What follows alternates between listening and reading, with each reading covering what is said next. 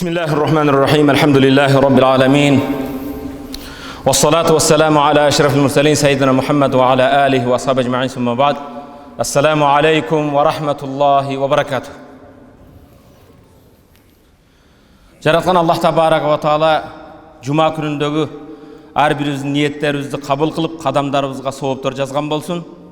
Урматтуу мусулман бир тууганым, сабактан мурда өзүмдүн нафсыма жана сиздерге болгон осуятым, насаатым Аллах табарак ва тааланы коркуп, Аллах таалага баш ийели, Аллах таалага баш ийүү менен пайгамбар саллаллаху алейхи ва саллям көрсөткөн жол жобо менен жашоону Аллах баарыбызга насип этсин. Урматтуу мусулман бир тууган, жараткан Аллах табарак ва кереметтүү Кур'ан-ы Кариминде 114 сүрө бар. 114 сүрөнүн экөөсү гана башталганда вай деген сөз менен башталат. Вай. Вайлун. Вай деген сөз эмне деген сөз десе, дозокто бир өрөөн бар экен. Дозоктун ошо өрөөнүнүн аты вай экен. Дозок өзү Кудайым бизди вай деген өрөөнүнөн сакта дейт экен. Вай деген сөз жашооңдо вай деп өткүн. Ахвалыңа вай болсун. 114 сүрөнүн экөөсү башында вайлун, жашоосунда вай болсун, дозоктун вай өрөөнүнө түссүн деген каргыш менен башталат. Биринчиси, вайлул лил мутаффифин الذين إذا اكتالوا على الناس يستوفون وإذا كالوهم أو وزنهم يخسرون. Жашоосу вай болсун, дозоктун вай өрөөнүнө түссүн. Кимде ким бирөөдөн бир нерсе сатып алганда таразыда өлчөмдө так граммына чейин, сантиметрине чейин тактап алат дагы. وإذا كالوهم أو وزنهم, башкаларга тартып берген кезде, бир нерсени саткан кезде таразыдан, өлчөмдөн уруп калгандар. Бирөөдүн акын жегендер.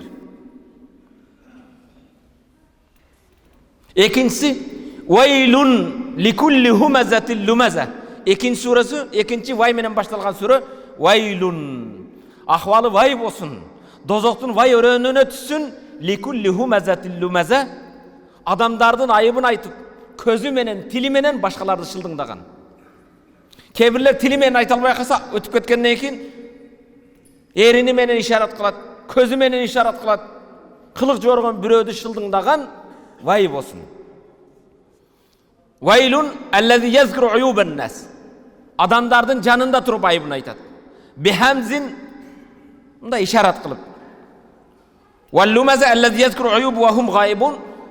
Лумаза дегени адамдар жок кезинде артынан шылдыңдагандар. Урматтуу мусулман бир тууганым, жашоодо улуу сооп иштерден бирөөсү бирөөгө карыз берүү, бирөөдүн кажетін чыгаруу. Тижарат кылабыз бардыгы турмушта. Инсандын муктаждыгы бири-бирине жардамдашуу керек, бирөөгө карыз берүү керек. Бирок бүгүнкү биздин турмушта ошол ар бир тижарат болсун, колу кошуна болсун, айылда болсун, бирөөлөргө карыз берип, карыз кабыл алып, карыз кайтарып берүү менен бул өзү бар нерсе. Бирок карыз алгандар 3 түрдүү болот экен. Карыз алгандар канча болот экен? 3 түрдүү болот. Биринчиси, минан нас ман ястадин ва хуа гани ястати радд дуюн фи мауида дуна таматул ва таахир.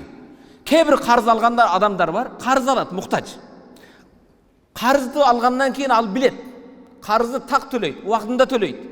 Төлөөгө да кудуреттүү. Алганда эле ниети ушу кажетимди чыгарып алгандан кийин карызымды эсине өз убагында кайтарып берем дейт. Бул карыз бергенде сооп, карыз алганга да кажети чыгат. Урматтуу мусулман бир тууганым, бул эмне үчүн? Бири-бирибизге жардам берүү. Инсан өзү муктаж болот бирөөгө. Ал карыз берген адам Аллах Тааладан соон алат.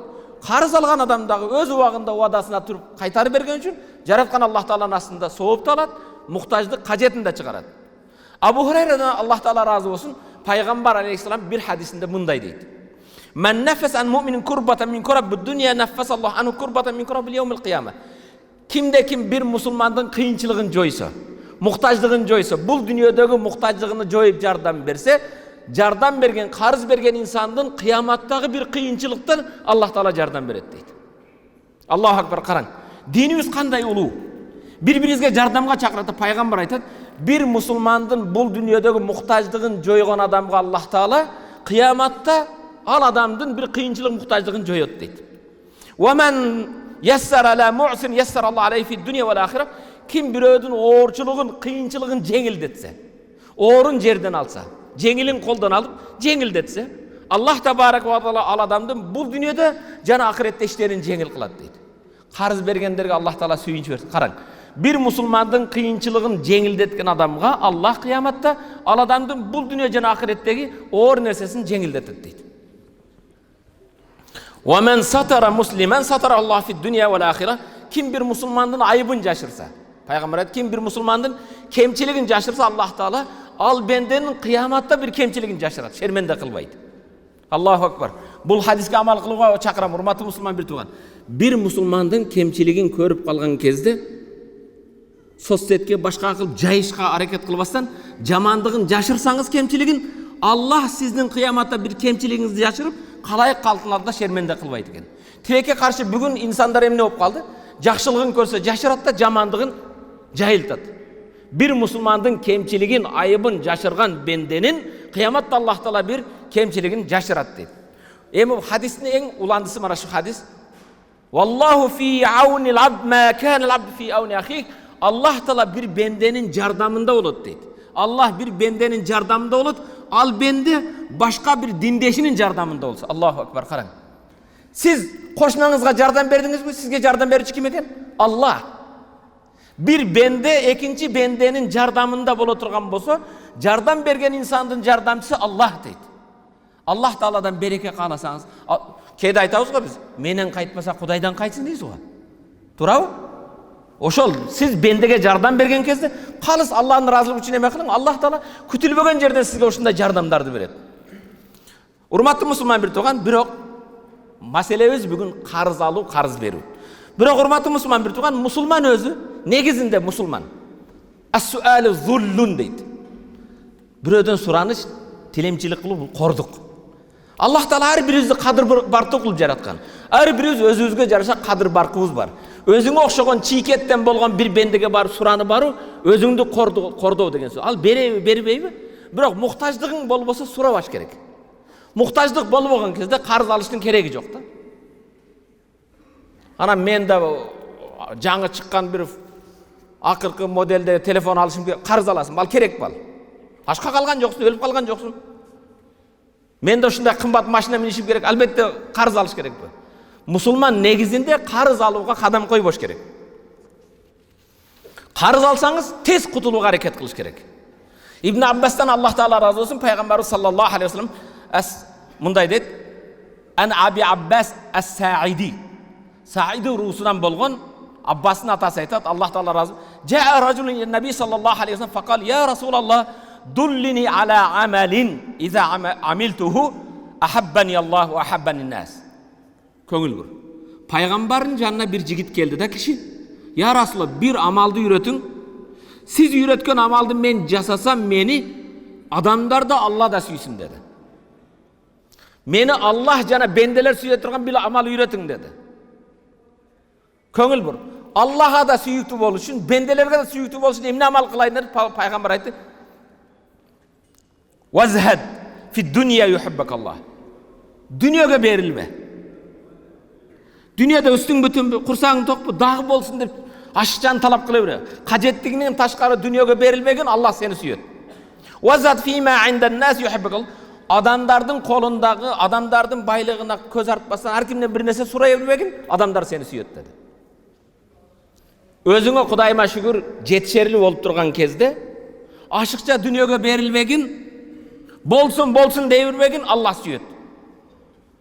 Bendelerin de biröge bar bir nese surana örbegin adamlar süyet dedi. Azıp dosundan da bir nese suraya versen senin telefonunu da albay koydu. Süyleşti de gelbey kalat. Bu birinci karız aruvçular tuuralı. İkinci karız algan adamlar. Minen nas men yestediyun ve huve ya'lem musbaqan ennehu la yastati sadadaha. Kebirler karız alat. Karız alıp jatkan kezde bilet al karızды төлey albaydı. Karızды algan kezde le bilet al төлey albaşın. Fehaza kad faal haram. Bul haram. Alıp jatkan kezinde le bilet. Men bere albayım deydi. Birok bul haram iş atkarıp atadi. Muhtaç demez. Majbur emes. Бирок мен шунан бир эз алсам муну эмне болот эле, ушунча дүнүйөсү бар, башкасы бар, эптеп алып койсом, бербей койсом да болот дегендей ниет менен алган, бул харам. Пайгамбар саллаллаху алейхи ва саллям мындай дейт, өзүнүн хадис: "Иякум ва дайн." Карыз алууга урунбагыла. Карыз алуудан сактангыла. Фа инна хаммун биллейл. Карыз алуу түнү гам болот, кайгы болот. Түнү не болот экен? Гамга түшөсүн. Ва музиллатун бин нахар. Күндүзү өзүң кор болосуң дейт. О үмметим дейт. Муктажсыз карыз албагыла, карыз алуу дейт. Түндө гам кайгылуу болосуң, күндүзү кор болосуң. Күндүзү кандай кор болосуң? Түнү менен урматтуу мусулман бир тууганым, карызы көп адам төшөгүндө уйкусу келбейт. Кандай төлөйм, эмне кылам, башка кылам. Караңгы түндүн жарыктыгында ол акча санап чыгат. Кайдан алып кайга берсем, кимдин шапкасын кимге кийгизсем деп.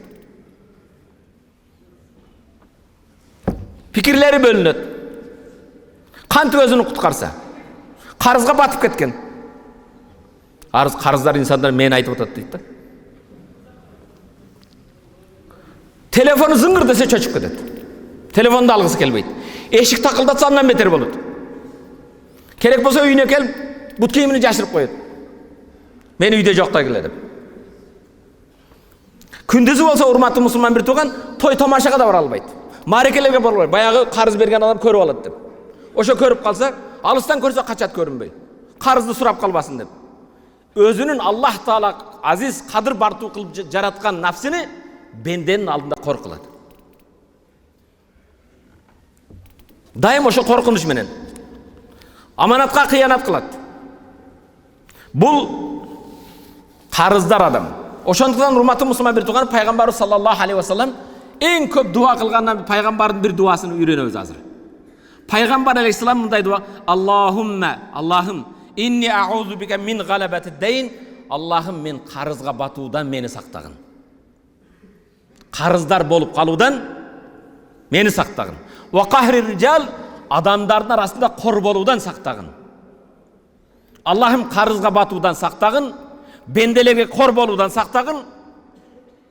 Өтө пайгамбар ушуну көп эме кылат эле. Аллахумма инни аузу бика минал факри. Аллахым, мени кембагалдыктан сактагын. Вал кахр, адамдардын каардан сактагын. Эми караң, мына хадисти караңдар. Дахала Расулуллах саллаллаху алейхи зата яумин ал масжида. Пайгамбар бир күн мечитке кириптир. Элестет, Расулуллах Мадинадагы өзүнүн мечитине кирдилер. Фа иза хуа би ражулун минал ансар, Мадиналык бир ансарлардан болгон бир сахаба мечитте отуруптур. Юқалу лаху Абу Умама. Отурган сахабанын аты Аби Умама экен. Ким экен? Аби Умама. Фақала пайгамбар мечитте отурган Аби Умамага келди: "Я Аба Умамата, мали арака жалин фил масжид фи гайри вакти салат." Көңүл бир ушул жерди эки сызык менен сызгалып тырмакчанын ичине алабыз. Пайгамбар Аби Умамага келди да мындай деди: "Я Аби Умама, не болду, сен намаз убакыты эмес кезде мечитте отурасың?" деди. Намаздын убакыты эмес кезде, намаздын убакыты болбогон кезде сен мечитте эмне отурасың деди. Буга көңүл бурсаң, намаздан кийин чыгып ишиңди кыл деген сөз. Мечитке келип алып, жалкоо болуп отурба деген сөз. Пайгамбар: "Эмне болду, сен намаздын убакыты келе элек мечитте отурасың? Азыр мечитте отура турган убак эмес го" деди. Кала, отурган Аби Умама айтты: "Хумумун лазаматни ва дуюнун я Расулаллах." О Аллахнын элчиси, мен мечитте отурганым башым кайгыга толгон, өзүм болсо карызга батканмын деди. Кайгы менен карыздын кесепетинен ушул жерде ойланып отурам. Кала пайгамбар: "Афала уаллимука каламан иза анта култаху азхаб Аллах азза ва жалла хаммака ва қада анка дайнак." Мен сага бир дуаны үйрөтөйүнбү? Мен айткан дуаны аткарсаң, Аллах сенин кайгы капаңды да кетирет да, карыздан кутулууга да Аллах жардам берет деди. Сага бир дуа үйрөтөйүн, мен үйрөткөн дуаны аткарсаң, амал кылсаң, Аллах Таала сенин кайгы капаңды да жоет, карыздан да кутулдурат деди. Кала култу бала я Расулаллах. Айтың я Расулаллах, үйрөтүң деди. Эми караңыздар, карыздан кутулууга жолу дуасы кандай экен? Пайгамбар үйрөтөт. Кул иза асбахта ва иза амсайта. Таң аткан кезде, эрте менен кечинде шул дуаны эч таштаба деди. Саар кеш деп коет бизде. Эрте жана кеш таштаба. Саар кеч эч качан таштабагын ушул дуаны. Бул дуа Аллахумма инни аузука минал хамми. Аллахым мени гамдан сактагын. Вал хузни кайгыдан сактагын.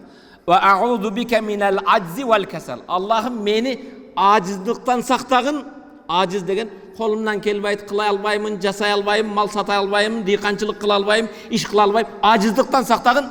Вал касали, бул хадисти дайым айткан кезде мен өзүм баткендиктерди эстеп коем. Баткендиктер ооруду касал дейт. Арабча касал деген жалкоодо айтат. Аллахым мени касалдыктан сакта дейт. Касал деген эмне экен? Жалкоолуктан сакта. Пайгамбар үйрөтүп атат. Эрте менен турганыңда мүнтүп дуа кыл. Аллахым мени кайгыдан, кападан сактагын. Аллахым мени ажиздыктан сактагын, жалкоолуктан сактагын. Ва аузу бика минал жубни вал бухл. Аллахым мени сараңдыктан жана коркоктуктан сактагын. Шуну кыла албайм деп коркосуң го? Малды сатып келсе мен базарга чыккан эмесмин, базарга сата албайм. Картошка эктесе мен эч дыйканчылык кылган эмесмин. Көчөт отургузса мен дыйканчылык билбейм. Ва аузу бика мин галабати дайни. Аллахым мени карызга батуудан сактагын. Ва кахри риджал, адамдардын каарына калуудан сактагын. Кала фа фаалту залика. Мен пайгамбар үйрөткөн нерсени кылдым. Дайым эрте кеч. Эрте менен жана кечинде бул дуаны айттым. Фа азхаба Аллаху азза ва жалла хамми. Аллах менин кайгымды кетирди, карыздан да кутулдум дейт. Көңүл бур. Бул жерде дуа менен эле карыздан кутулган жок. Дуа менен карыздан кутулуп ушун дуаны айтсам карыздан кутулам деп ойлобо. Бүгүн барып алып адамда жакшы үйрөттү. Эй Кудайым мени кайгыдан сактагын, кападан сактагын, карыздан сактагын, адамдардын каарынан сактагын. Бирок бетте айткан ажиздыктан, жалкоолуктан сакта. Жалкоо болуп бетте отурба деген сөз. Колумдан келбейт, ажизмин деп отурба деген сөз. Амал кыл деген сөз, чыгып иште. Жалкоо болуп анан кутуласың. Мечитте отуруп алып мына келгин дагы 50 жыл Кудай Тааладан алма сурасаң бербейт. Алма жеш үчүн алманын көчөтүнө отургузасың, суу карасын. Андан иштеп туруп Кудайдан сурайсың да. Урматтуу мусулман бир тууганым, "Мен канатил ахир хаммуху жаалаллах гинаху фи қалбихи." Ким жумушу менен башкасы менен болгон кезде, бирок анын дайым гамы бул дүйнө эмес. Кантип бул үйгө жетем, кантип акчага жетем, кантип бийликке жетем, кантип байлыкка жетем. Акыретти ойлогон адамдын жүрөгүнө Аллах Таала каниеттүүлүк, байлык берет. Ва жама'а шамлах бардык нерсесин топтоп берип коет. Ва атату дунья ва хия рагима. Сен күтүлбөгөн, каалабаган да дүнүйө келип калат. Акыретиңди унутпасаң. Ва мен кана дунья хамму. Кимдин жашоодогу бардык кайгы, капасы, түшүнүгү, ой пикири дүнүйө эле болсо. Дүнүйөдөн башканы ойлобойт.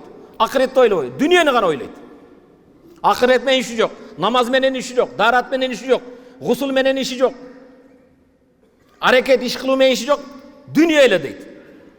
Жаалаллаху факра байна айнай. Ал адамдын кембагалдыгы дайым көзүнүн ичинде. Көзү эч нерсеге тойбойт. Ал өмүр бою болсун деп өтө берет. Ва фарq алей шамлаху ва лам я'тиhi min ad-dunya illa ma qudira lah. Канча чуркабасын, канча кайгырбасын, Аллах чекесиге жазгандан артык, тагдырдагынан артык дүнүйөгө жетпейт. Урматтуу мусулман бир тууганым, могу хадисти окуудан мурда сиздерден сурар, пайгамбарга бир салават. Саллаллаху алейхи ва саллям. Sallallahu aleyhi ve sellem. Ad-daynu yunqusu minad-din. Dayın karız alуу adamdın diniden azaytat eken. Kantip diniңizди azaytat? Kantip kajetsiz ele karız ala bergendik ne eken? Adamdın dinin kemeytir. Abu Hurayradan Allah Teala razı olsun, Peygamber sallallahu aleyhi ve sellem aytat: Allahümme inni a'udhu bika minel azabil kabr. Kudayım meni kabr azabından sakta deb Peygamber dua kılat. Neden? Allah'ım meni kabr azabından sakta. Allah'ım bizdin cemaatimizni kabr azabından saktagın. Ve min azabin nar, dozok azabından saktagın. Ve min fitnetil mahya vel memat, jaşoodogу kattуу fitne sınavlardan, ölümdögü sınavlardan bizni saktagın. Biyette qarang, Peygamberimiz kabr azabından sakta, dozok azabından sakta, jaşoodogу azgırıktan sakta, can berip jatkandagı şeytandın azgırıusundan sakta degenden keyin uşunu men toktogон жок Peygamber. Oşol эле кезде Allah'ım meni karızdan sakta dedi. Ne üçün? Эмне үчүн карыздан сактануу менен кабыр азабы бирге келип атат? Пайгамбардан сурады: "Я Расулалла, сиз Кудайым менди карыздан сакта деген дуаңызга кабыр азабын, дозок азабын, жашоодогу сыноолорду кошуп бердиңиз." Факала инна ражул иза гарима истадан. Адам муктаж эмес болуп туруп, кээде карыз алган кезде истадан хаддесе, карыз алган адам кажетсиз. Карызды сурап келгенде калп айтат деди. Бергиси келбейт да. Не дейт? Кийинки жума дейт, же бир айдан кийин дейт. Эми сизге берейин деле мындай болуп калды дейт. Ва ваада фа ахла. Вада берет да вадасыга карама каршы чыгат. Бир жума дегенден кийин бир жылда да бербейт. Бир айда деп 6 айда да бербейт. Ошондуктан вала шак аннал кизба ихлафул ваад, жалган сүйлөгөн үчүн, вадасында турбаган үчүн бул кабыр азабын алып барат. Дозок азабын алып барат. Ахлак, кулук мүнөзү бузулат. Мунафыктарды билесиңер, эки жүздүүлөр. Мусулман болуп көрүнөт, ичинде иман жок. Аллах Куранда айтат: "Иннал мунафиқина фи даркил асвали минан нар." Мунафыктар дозоктун эң терең чуңкурунда болот дейт. Мунафыктар дозоктун эң тереңинде болот. Пайгамбар алейхиссалам якулу Наби саллаллаху алейхи вассалам: "Аятул мунафиқ саласатун." Мунафыктын аламаты үчөө экен. Эки жүздүү мунафыктын аламаты канча экен? Белгиси үчөө экен. Мунафыктардын белгиси үчөө экен. Ва иза ваада ахлаф. Качан вада кылса, вадасында турбайт. Мунафыктын биринчи аламаты. Ва иза утимина хан, аманатка кыянат кылат. Мунафыктын дагы бир аламаты иза хаддаса казаб. Качан сүйлөсө жалган сүйлөйт. Мунафыктын 3 аламаты: сүйлөгөндө жалган сүйлөйт, вадага турбайт, аманатка кыянат кылат.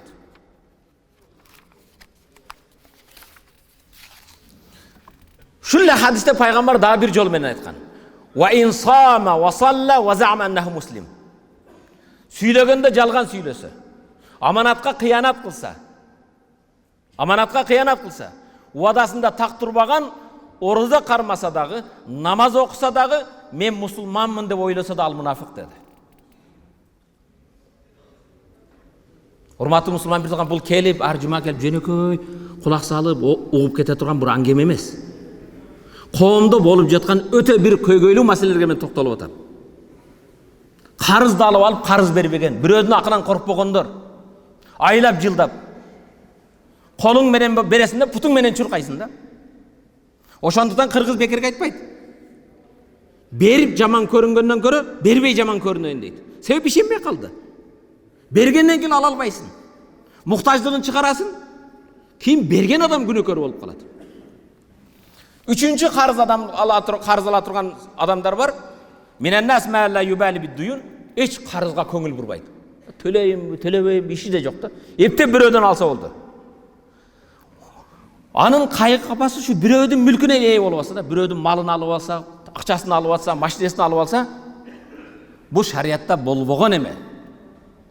Bunun ошол күнөөдөн бул арам эле ишини урулук иши болсун. Арамбы? Ошого кошкон арам ишини бул адал жол менен кылмакчы болот да өзүчө. Адал жол менен арам иш кылат. Бул алганда эле бул бериш ниети жок. Урматтуу мусулман бир тууган. Пайгамбарыбыз саллаллаху алейхи вассалам бир жаназа, майит өлгөндө Пайгамбар алейхиссалам муттафак алейх, имам Бухари, имам Муслим чыгарган хадисте айтат: "Өлүктүн, бу сөбөктүн карызы барбы?" дейт эле биринчи суроосу. Пайгамбар алейхиссаламга бул майиттин карызы бар десе, Пайгамбар айтат: "Саллу аля сахибукум." Досуңарга, айылдашыңарга, жолдошуңарга жаназаны өзүңөр окугула деп Пайгамбар окубай кетип калат эле. Пайгамбар жаназа окубагандан сезиң карыздын кандай оор күнөө экендигине. Пайгамбар өзүңөр окуй бергиле тууганыңарга дейт эле. Же айылдашыңарга өзүңөр окугула дейт эле. Лана эмне үчүн? Пайгамбар айтат эле, билет эле, бул карыздын кабыр азабыны, карыздын дозок азабыны, хашыр кыяматта тирилгенде кандай кыйын болорун, дозоктун кандай жанарын билгендиктен Пайгамбар карыздар бенденин намазын окубайт эле. Пайгамбар алейхиссаламдын үммөтү, Пайгамбардын сүйүктүү үммөттөрү, Раббым Аллах, Пайгамбарым Мухаммад, диним ислам деген менин диндеш бир туугандарым. Allah Tabaraka wa Taala davabinde kıyamatda kolumuzga tapşırıla turgan delolordu düştürdü болады eкен. Bir delo болады eкен, Allah Tabaraka wa Taala аны eç kaçan keçirбейт. Al Allah'ın жалгыз Allah'a şerik koşu. Mazarga sıyıну, otko sıyınu, daraka sıyınu. Allah Taalaga ardabastan mazar bir nersege kurmandık çalуу. Jardamды Allah'dan surabastan, bakşıdan, köz açıktan suragandık. Şirk. Bunu Allah keçirбейт. Dagı bir günö var, Allah Tabaraka aga köngül burbastan keçir beret. Al günöle bende menen Allah'ın arasındagı болгон kebir günöler var. Nafsыңды tыя alбастан Allah menen senin arаңda болгон bir günöler var. Allah özünün gafur, keçirimdүү, at-tawwab, tawba kılуучу sıfattары menen ar-rahim, mehrimdүүлүгү менен seni keçiri beret. Al bende menen Kudayдын arasında болгон. Dagı bir delolor var, günöler kılmış. Allah Taala aga eç köngül burbayt. Al bende menen Allah'a aralashpayt aga. Bende menen benden arasında. Birödün karısın. Birödün akın jegensin. Biröge zulüm kılgansın. Birödün közün kөгөрtkөнсүн. Birödün kolun sındırgansın. Birödün közün oyup algansın. Allah kıyamatta bende menen benden arasındagı mamileni bendege koyot. Kalaverse urmatlı musulman bir tuğan hayvandardan öç aldırat. Kıyamatta kunu turaba toprak bolgula degende hayvanдар toprak болып kalат mı? Toprak bolgongo çeyin paygambar aytat kerek bolsa mүйүздүү koçkorдон mүйсүз koçkor öç alat. Katı süskönlüğü üçün. Oşonun bir jerin orta oşol öçünü alıp hayvanдар da özünün akını algandan keyin Allah Taala hayvanдар demi toprak bolgula deyip toprak bolup kalat. Aga çeyin hayvanдар da birbirinden öç alat eken. Oşol siyaktуу bende menen benden arasında bolgon aktı Allah Taala keçirбейт. Kudayдын bendeleri, paygambardын ümmetleri. Karız degen masele dinimizde öte oor, köngül bara turgan maseleden. Allah Tabaraka wa Taala Kur'an-ı Kerim'de en uzun ayet. En kaysı ayet eken? Kur'an'da en uzun ayet Bakara suresi At-Tadayun. Tadayun'dan karız alu, karız beru. Allah Taala oşol ayette en uzun bir bet. Kur'an'ın bir beti tolluk karız alu şartlarını жазган. Birödөн karız alganda güve kılgıla, başka kılgıla bugün notarialный конторада жасасың mı? Oşol siyaktуу Bakara suresindeki Kur'an-ı Kerim'de başından ayağına okuy turgan bolsoңуз 300 paraktagı mana bu ayet. Bakara suresinde en uzun ayet. Moğollarda 5-6 ayet var. 7 ayet var, 10 ayet var. Uşul başından başlap akırına çeyin bir ayet. Bu tadayun karız aluu ayeti. Ya eyyühellezine amanu izâ tadâyentum bideynin. O iman kettirgen bedeler. Kaçan birbirinlerden karız alsınlar. İle acelin musamma belgili vaktka. Bir aydan kim verem, bir cumadan kim verem. Faktubuhu жазgılanı. Falyaktub beynekum katibun. Je arаңarda birөө жазsın. Notarialный kontorada жазsın degen sözdü. Bil adl adilеттүүлүк менен. Бұл аятты толық ойма қылбайым. Урматты мұсылман бір туғаным. Құрандағы ең uzun аят не екен? Бұл досым ғой, ишенем да, қошнам ғой, Құдай елем демеген. Allah Tabaraka mazlumдың дуасын қабыл қылады. Mazlum деген укугу тепселген. Mazlumдың дуасы менен Аллахтың арасында ешбір парда жоқ. Бирок mazlumдың bir ғана, mazlum қарызын ала албай қалған адам да mazlum болады. 10 жылда, 3 жылда қарызын ала албай қалады ғой, mazlum да, укугун ала албай жатыр. Бирок анын дуасын Аллах Таала кабыл кылбайт, эгер ошо Аллах көрсөткөндөй жазып койгон болбосо. Себеп Аллахтын буйругун аткарган жок. Карыз бергенде бөлөрдү күбө кылып мынча убакыт калып атат, мындай болуп атат деген келишим жазбадыбы? Ал мазлум болуп эсептелбейт. Эми 1000 ыйласа да ал ыйлап дуа кылганда ал мазлумдун дуасын Аллах Таала кабыл кылбайт. Себеп Аллах Таала бир бетте сага өзүнүн жол жобосун үйрөттү, сен Кудайдын буйругун аткарган жоксуң. Бүгүнкү күндө эле сотко барып эме кыла албайсың да. Senin notarialный kontorada doказательствоң жоқ, hujjatың жоқ. Ошол сыяктуу урматтуу мусулман бир туган. Пайгамбар саллаллаху алейхи ва саллам көп дуа кылганда Кудайым мени карыздан сактагын, карызга батуудан, карызын сурап келген адамдардын карыздан сакта дейдилер. Караң. Маза унзила фит-ташдид фид-дейн валлази нафси бияди. Пайгамбар айтат. Менин жаным колунда болгон Аллахка касам болсун. Lav anna rajulan qutila fi sabilillah. Bir adam Allah yolunda cihatga çıktı. Nege çıktı?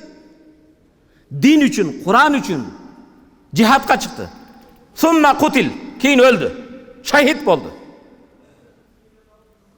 Summa uhya, keyin kayra tirildi, ölgen adam. Allah kayra tirildi. Summa kutile marratayn. Keyin dağı iki jolu Allah yoluna çıkıp, cihatqa çıkıp iki jolu öldü. 3 ölüm oldu, 2 jolu tirildi.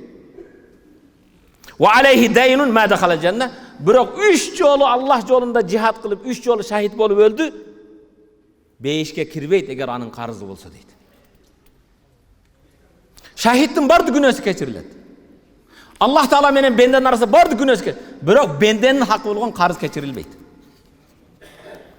Allah yolunda 3 jolu şahit bolsa dagın birödөн qarız bolgon bende beşke kire albayt dedi. İmam Müslim çıkargan hadis, hurmatly musulman bir tuğanım. Yughfaru liş-şahid kull şey illa dayn. Peygamber Aleyhisselam aytadi, şahit bolup ölgöndün bardı günösü keçirilet qarızdan başka. O qarızlar bende, Kudaydan kork. Birödün akın tölөгün wagында. Abi Katada'dan Allah Taala innel cihad fi sabilillah vel iman billah afdal a'mal.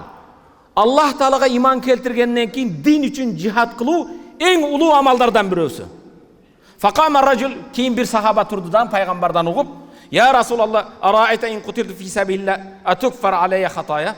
O Allah'ın elçisi, men din üçün cihatqa çıkıp ölüp kalsam bardı günöm keçirilebi dedi. Faqala Resulullah, naam, peygamber aytdı, ova.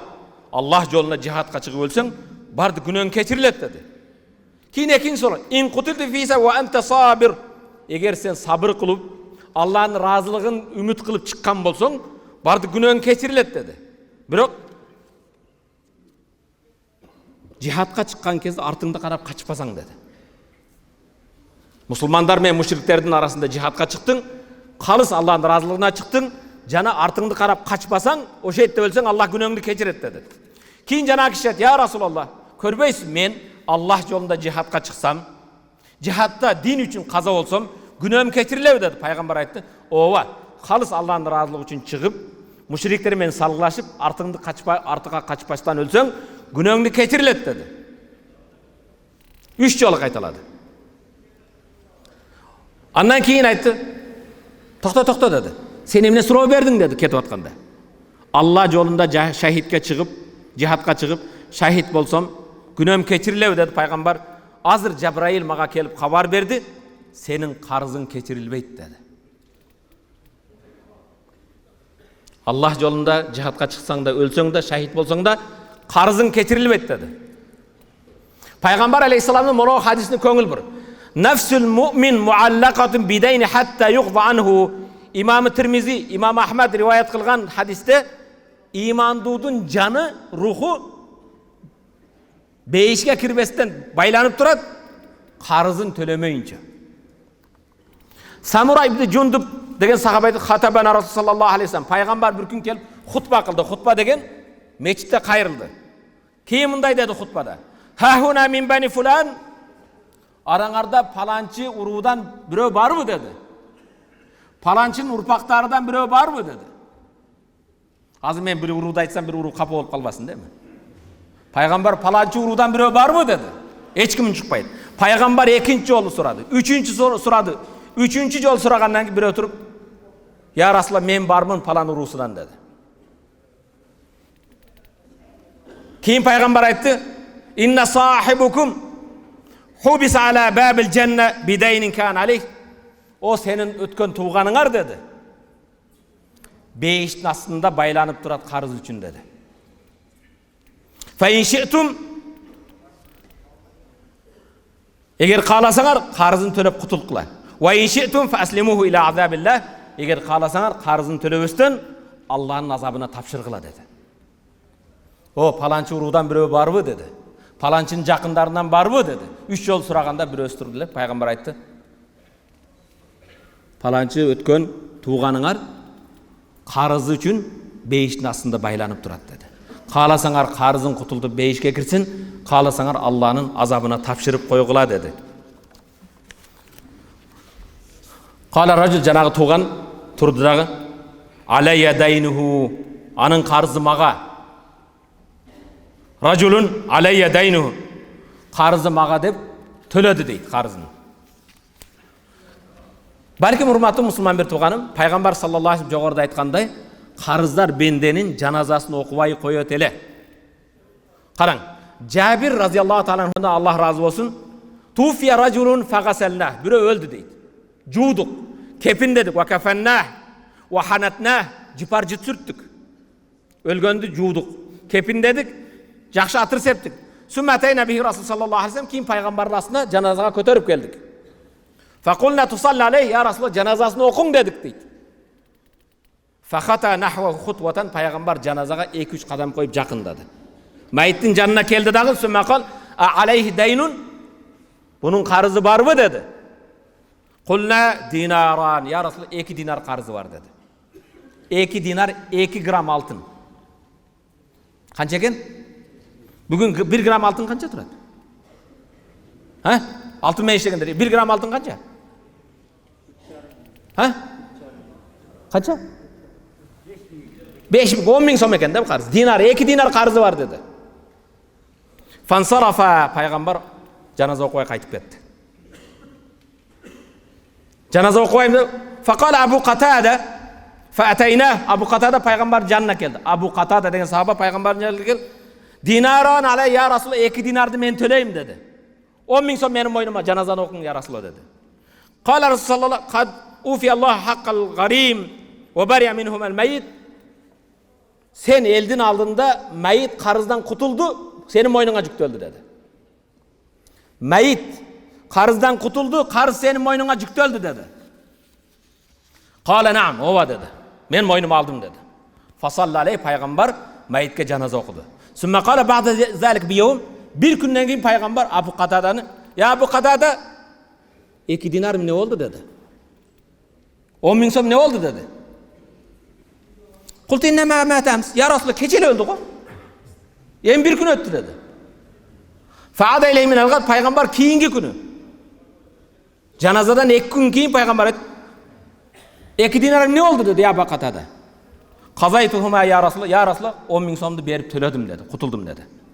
Кала Расулаллах, пайгамбар айтты, "Ал-ана барадат алейхи жилдаху." Азыр анын териси сууду деди. Ысык азаптан эми денеси салкындай түштү деди. Кийин пайгамбар айтты, "Аллахым майитти азаптан куткарган, Абу Катананын денесинди азаптан куткаргын" деп дуа кылды. Урматтуу мусулман бир тууган, көңүл бургула. Бул дин деген сөз жөнөкөй эле мешитке келип коюп, намаз окуп коюп чыгып кетип анан бирөөдөн карыз алып туруп качып жүрүш эмес бул. Бенден акынан коркуш керек. Бул карыздарга эмнелер келет урматтуу мусулман бир? Кээде бендерен алдым дейсиң. Свет иштетип атабызбы? Светке төлөгөн акча жалпы Кыргызстан элиники, пенсионердики, жетим жесирдики. Бул байтылмалдыкы, бюджеттики, бул карыз. Убагында төлө. Качып кетпегин. Газды иштетип атасыңбы? Карыз. Карызын төлөйсүң. Bir машинени бир демени ар айда мынчадан төлөйм деп алдыңбы? Квартира алдыңбы? Азыр квартираны берип коюп, кирип жашап алган, карызын төлөбөйт. Аллах Тааланын астында жооп бересиң сен. Sen ошону 1-2 айда, 3 айда төлөп деп алдыңбы мойнуңда? Бул аманат бул. Аманатка кыянат кылбагын. Бирөөдөн карыз аласың. Карызды төлөө биринчи мүмкүнчүлүгүндө, кудуретиң жеткен күнү төлөшүң керек. Эң биринчи мойнуңдагы. Ошондой эле карыз мойнуңдагы, мисалы, бир нерсени сындырып койдуң, төлөш керек. Сенин мойнуңа өкүм чыктыбы? Бузуп койдуңбу, төлөшүң керек. Жалпы коомго тиешелүү болгон мамлекеттин акчасы, кээ бирлер азыр өтө көп урдайт да, свет урдайт. Бирөөлөр менен келишип ал. Жетимдин акын урдаган менен бирдей ал. Жетимдин акын жегендей болосуң. Инналлазина яакулуна амвалал ятама зулман, иннама яакулуна фи бутунихим нара ва саяслауна саира. Жетимдердин акын жеген курсагына дозок отуну жеген болот. Бара турган жери дозок дейт. Сен өзүңдүн машинеңди сактайсың, акчаңды сактайсың, базарыңды сактайсың, бирок жалпы коомдугу бул жетимдин акы сыяктуу. Урматтуу мусулман, Пайгамбар саллаллаху алейхи ва салламдын убагында бир сахаба өттү. Факал Наби саллаллаху алейхи ва саллам ли ахихи, бир тууган агасыга айтты. Инна ахака махбус бидайнихи фақзи анху дайнаху. Агаң карыз үчүн байланып турат. Агаңды бошоткун азаптан dedi. İmam Ahmad öz kitabında çıkargan sahih hadis. Paygambardın o hadis menен sözümdü ayaktayımın. Men mate ve aleyhi deynun. Kim ölse, karzı bolsa, ahiretke kalgan kezde dinarın ötpeydi, dirhamın ötpeydi, somun ötpeydi, doların ötpeydi. Ahirette soğundala soğun bolbosa anın günösün sağa жүктейdi. Hurmatlı Müslüman bir toğanım. Jaratkan Allah tabarak ve teala barızdı uğuçu bendelerini kısın, uqqan ayat hadiske amal kıl nasip etsin, karızlar bendelerdi karızdan kutuluğa jardan bersin, karızdan alыс bolalı. Kajetsiz karız albaylı. Karız algandar Kudaydan korkup, bugün denengde canın bar eken, eğer Allah'a işengen imanın beken bolsa, karızdan kutuluğa hareket kılgan. Ötüp ketken bir tuğandarыңдын janazanın астында çıkıp alıp moynun algansın mı? Vagında töle. Ananın karızını төлebөгөндөн barıp alıp жылкы soyганың ne payda? Birinci karız төлөйсүң. Mayit ölgön kezde ölüktün osiyatı bolat misalı. Kebirler aytat, atam osiyat kıl dele dep emçeestin eң çoң kıranын alып kelip alıp estelik koydu. Onun paydası yok. Al el körsün, koca körsün. Eң birinci atаңды, enеңди, жақыныңды сүйсең, birinci karızını төлөйсүң. Osiyatı bolup bunu atkarıp koy, palançaga uy salıp ber, palançaga maşina alıp berip koy, palançaga tıyım berip koy. Osiyat ötpeydi. Birinci karız төлөйсүң. Anan karızdan keyin başka iş alan.